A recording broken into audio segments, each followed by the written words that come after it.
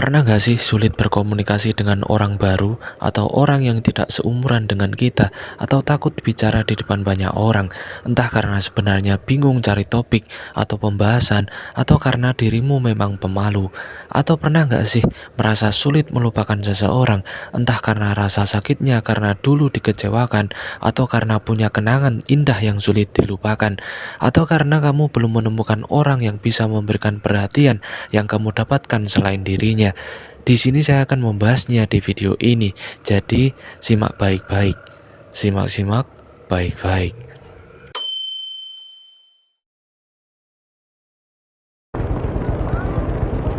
Seiring bertambahnya usia, ditambah semakin kompleks apa yang kita pikirkan dan apa yang kita inginkan, entah untuk diri kita sendiri atau tentang ekspektasi kepada orang lain yang terlalu tinggi, atau jadinya kita membanding-bandingkan diri dengan orang lain, merasa minder, dan jadinya memaksakan keadaan yang seharusnya itu bukan hak kita. Tapi sebelumnya pernah nggak mencoba untuk mengenal diri sendiri lebih jauh, seperti kamu itu orangnya bagaimana, kalau kamu marah itu seperti apa, atau ketika kamu sedih itu seperti apa, atau ketika kamu menginginkan sesuatu itu usahamu seperti apa, dan jika apa yang kamu inginkan ternyata tidak bisa kamu dapatkan, itu bagaimana sikapmu? Bukan membranding diri, tapi lebih ke mengoreksi diri. Karena bagaimana kamu mau menyampaikan ke orang lain tentang perasaanmu jika kamu belum bisa mengenal dirimu sendiri? Lebih mudahnya seperti obat. Di sana tertulis bagaimana penggunaannya, bahan pembuatan atau komposisinya, dan langkah-langkah cara memakainya.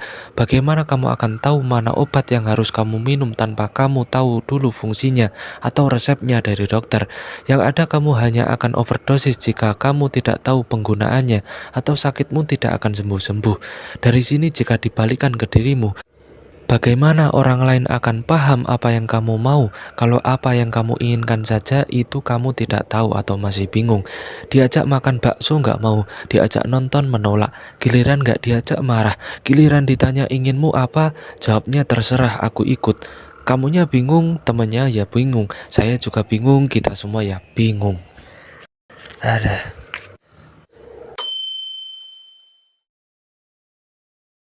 Untuk mengenali dirimu dan untuk menganalisa traumamu, ini pertanyaan untukmu. Bagaimana keluargamu?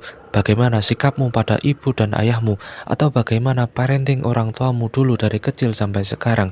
Atau bagaimana kondisi keluargamu dulu? Ini mungkin dasar cara mengenali dirimu.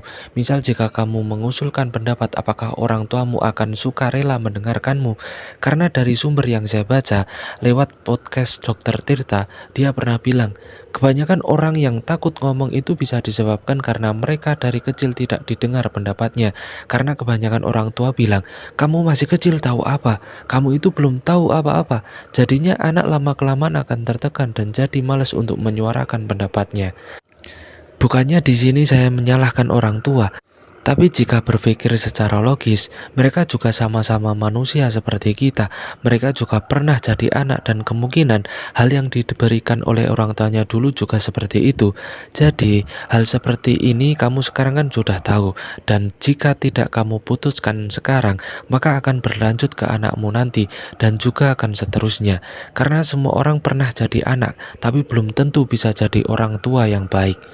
Karena hal ini akan sangat berkaitan dengan caramu menyikapi semua hal. Seseorang anak yang telah mendapatkan sepenuhnya perhatian, kasih sayang, dan parenting yang bagus dari orang tuanya, ketika mereka sedih atau kecewa karena misal diputuskan pacar, waktu untuk move on-nya akan membutuhkan waktu yang lebih cepat daripada anak yang kurang perhatian yang diberikan oleh orang tuanya, entah karena adanya masalah keluarga yang terus berlanjut, atau broken home, atau sudah tidak punya ibu dan ayah.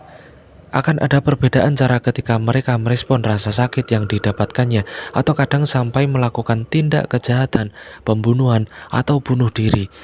Mereka sudah terlalu berekspektasi tinggi sehingga lupa bahwa orang lain juga bisa sewaktu-waktu pergi meninggalkannya. Ditambah lagi, keluarga atau orang tua adalah faktor terpenting untuk kehidupan kita, dan semua itu juga tidak akan bisa kamu pahami jika kamu selalu menolak dengan tidak mencoba menyadarkan dirimu dulu. Seperti halnya ketika kamu sakit, terus kamu pergi ke dokter. Jika kamu tidak bilang kamu sakitnya apa, atau bagian mana yang sakit, dan apa yang sedang kamu keluhkan, bagaimana dokter akan tahu apa yang sedang kamu derita dan apa yang harus diobati?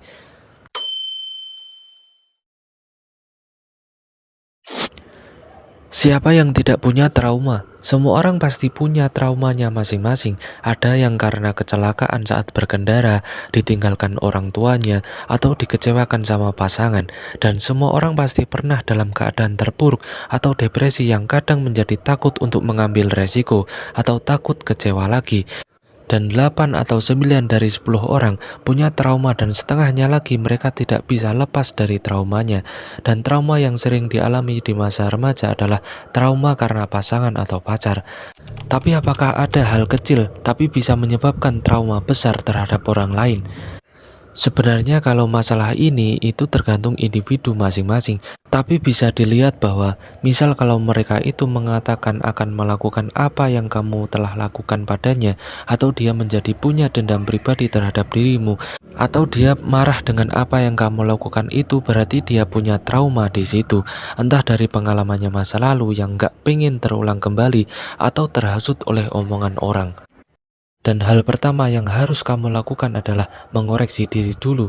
Misal seperti apa yang biasa membuatmu bahagia. Contohnya kayak, kamu akan bahagia jika kamu diberikan kebebasan. Dan jika aku salah maunya dibilangin secara lembut dan tidak mengeraskan suaranya. Atau aku bahagia jika ceritaku itu didengar orang. Saya suka dikasih perhatian. Atau aku suka dengan orang yang bisa diajak kemana-mana dan sebagainya. Yang kedua, apa yang biasa membuatmu sedih? Contohnya kayak, kamu akan sedih jika kamu selalu dibohongi. Kamu terlanjur sudah percaya tapi ternyata masih tetap dikhianati. Atau misal kamu gak suka dengan orang yang lupa cara berterima kasih meskipun itu hal yang kecil.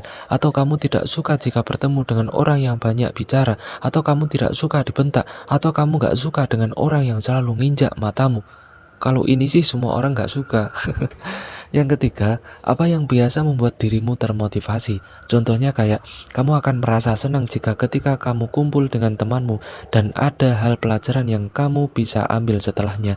Atau kamu sering nonton podcast, atau kamu suka dengan literasi jadi kamu suka baca buku, atau kamu suka melihat pencapaian orang lain dan kamu ingin belajar darinya, dan sebagainya. Yang keempat, bagaimana hubunganmu dengan orang-orang terdekat? Contohnya kayak, saya ditinggal oleh ayah saya, jadi untuk sekarang, saya butuh sesosok yang selalu ada di samping saya. Atau kalau sama ibu, saya sering bertengkar dan ketika bertengkar, saya lama untuk memaafkannya, padahal saya sadar itu hal yang kecil dan seharusnya tidak diperdebatkan. Atau saya itu kalau sama teman saya bisa terbuka, tapi dengan pasangan kok nggak bisa ya, dan sebagainya. Dari empat hal ini mungkin nanti sudah bisa mengenal bahwa sebenarnya dirimu itu gimana sih. Kenapa ya kalau diginiin aku akan sedih, atau aku kok bisa suka ya sama dia. Menurut saya semua perasaan itu bisa diutarakan. Orang yang berbohong demi kebaikan, menurut saya itu juga salah. Karena itu kebaikan untuk siapa? Kebaikan untuk orang lain, atau untuk menutupi kejelekan atau melindungi dirimu sendiri. Ditambah Gen Z adalah generasi yang selalu vokal dalam menyuarakan hatinya, sehingga hal inilah yang kadang permasalahan jadi tambah, karena sering melihat quote di TikTok atau Instagram atau di Twitter, lalu dijadikan prinsip pengambilan solusi hidup yang padahal belum tentu juga baik untuk kita. Kesimpulan dari video ini adalah, dalam hidup kita tidak akan lepas dengan orang lain. Setiap hari kita akan terus berinteraksi dengan orang, bicara, menolong, atau kadang juga kita yang membutuhkan pertolongan dan sebagainya.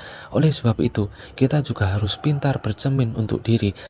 Jika kita melakukan hal ini ke orang lain, suka apa enggak ya? Atau jika orang lain melakukan apa yang saya lakukan, saya akan senang atau membenci orang itu enggak ya?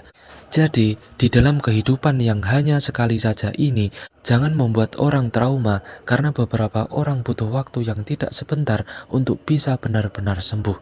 Sekian dari saya Batik Baik, terima kasih dan sampai jumpa.